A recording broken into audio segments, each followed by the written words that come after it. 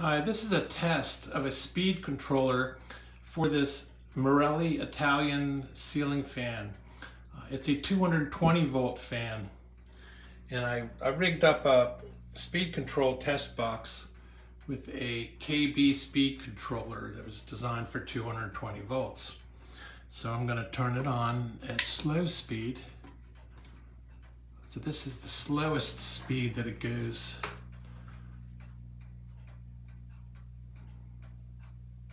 And that is like really pretty slow. So that's good. And it doesn't seem to be making any noise or anything.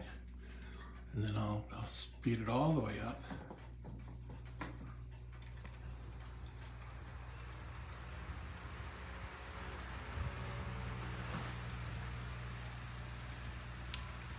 Yeah, so the full speed rotates rather quickly.